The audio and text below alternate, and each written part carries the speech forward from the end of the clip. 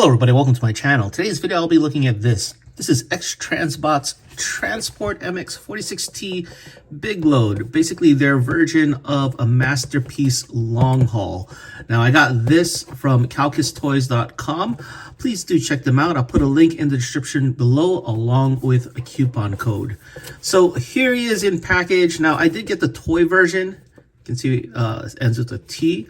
I personally like the colors and look of that more than the tune version. But yeah, here he is in package. Here's the top of the box. And the back, where there is some tech specs here, if you want to pause to read it. And the bottom of the box. Now, the funny part with this package is, if you look on the side, it says City Commander MX-42T Commander Stack. So looks like whoever does the proofreading for X-Transbots missed this one. It was, well, before it was put into production. But here he is in package. Let's get this guy out of the box. Here is long haul out of the package. He comes with a trading card, which is in plastic, nice and thick. Now, because this is the toy version, he does have a sticker sheet that is included, along with instructions for sticker placement. I'll probably do that later. He comes with his instruction booklet. You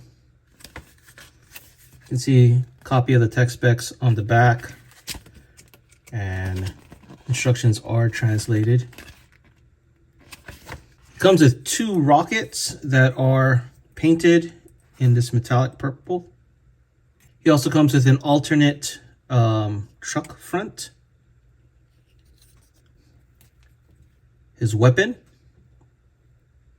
You can see there's a slight metallic finish on it. And long haul himself. Let's take a closer look at him here. All around, very nice finish. You can see there's a slight metallic finish on the figure. I think this part here is die cast. Yeah, that feels cold, so that's die cast. But you can see over here you have a lot of chrome for the toy finish, metallic purple, rubber tires here. The eyes are chrome. Part of the paint finish here is not as nice as I'd like it to be. You can see a little QC in the finish here. That silver is not all the way to the bottom. Here's the back of the figure. You can see all the truck parts being stowed here. It's a little unsightly, but it's understandable. The back is pretty clean on how everything tucks in. It's a pretty hefty figure, but I'm guessing only here has die cast. You know, for its size, I would expect it to be a bit heavier if there was more. But yeah, I think this is the only part that has die cast.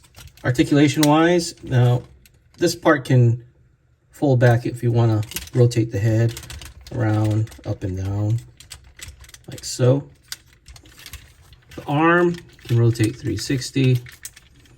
Lift up at the shoulder this high. Has a little bit of a butterfly joint if you want to count that, but it's something that I'm concerned might get loose over time. Can rotate 360 at the elbow, bend at 2 points. Can rotate at the wrist. Now, his fingers is well articulated, and to be honest, I'm not. It's not really required for me to have this much articulation. You can see the thumb here. There's 2 points there. This goes up and down, and then the finger here, and then the rest of the 3 lower fingers are articulated as well. So a lot of articulation on the fingers, but I am concerned that, well, this part, it's super thin. So I'm very concerned that if it gets manipulated too much, it might accidentally snap off. Can rotate at the waist 360, but it looks weird. if you go too much. It does have an ab crunch, but it's like, I don't even know if that's considered an ab crunch. If you lift up the flaps, you can kick this far up, this far back. Nice ratchets though. Rotate at the thigh and lift up this high.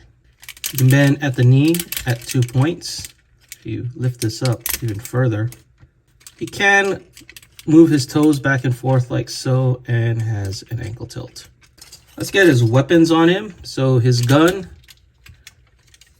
basically tabs in here, and then you can close his hand. One of the rockets can go here in this little slot. Actually, you can put both. See if you can hold both, and then have his gun. But yeah, so you can see he can hold his rockets like so. But I don't know. I don't really care for that look, so I'm just gonna leave him with his gun. And for a quick size comparison, here is Long Haul next to Magic Square's Optimus Prime. Okay, let's get Long Haul transformed into his truck mode.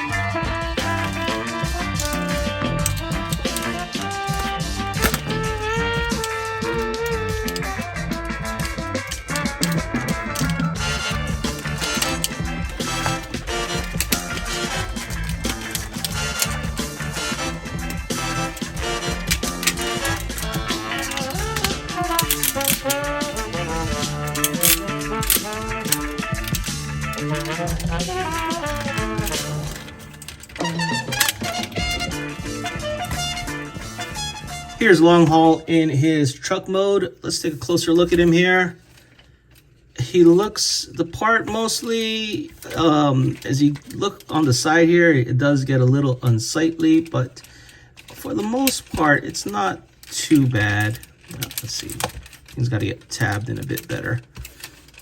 As you can see here, this part is not completely flush, and I am not sure how. But yeah, little issue with that seam here. I guess if you really wanted to, you could kind of lower this so that it seems aligned like so. But yeah, that's a issue on this mode, at least on my copy. But other than that, I mean, it fits the part. He does have weapon storage here on the bottom, so you can put that small gun there. You can also put these rockets on the top, which is cool. Rolls okay. I just have a feeling there's something not aligned properly. I guess in the arms, you can see here, Maybe I have it too much out. But yeah, there's something that's not perfectly aligned. That's not allowing, you can tell that this wheel is pointing inwards. But it does the job it should in vehicle mode. Now you can see areas where there's no paint in here and here. It's a pretty interesting transformation how it kind of expands to form this truck. See the tail lights painted. Now you can sort of have a dump truck feature by lifting this up, but you do have to untab the wheels to make it look like it makes sense. It would have been nice if the wheels actually tabbed here instead of to the truck bed. So that's if you want to, I guess, recreate some kind of scene. And of course, when you do that, it kind of untabs a bit. So you got to put him back together. But yeah, it's a decent truck mode for what it is. And for some quick size comparisons, here he is next to Fans Toys version of Jazz. I still need to take out that QC sticker on him. You can see he scales very well for what he is. And they fit in pretty well together. Okay, let's get long haul back into robot mode for my final thoughts. So my final thoughts on X-Transbots long haul. You know, I'm not a huge fan of X-Transbots figures or their design choices when it comes to transforming. They look great in robot mode and in their alternate modes. And to be honest, I don't even know why I ordered this guy. I mean, maybe it's just because it's a Constructicon. It's the first one out there. I took a chance with it. It's a good figure for what it is. I mean, it has some minor issues, but it's nowhere near as frustrating as other X-Transbots figures that I've had in the past. And granted, I haven't had a lot of them. I had their Wind Charger, which I really didn't like. And I've also had their Perceptor, which I gave away because I didn't like that as well. And part of me kind of didn't want to do X-Transbots anymore. I don't know. It maybe because I got two of the worst ones for me.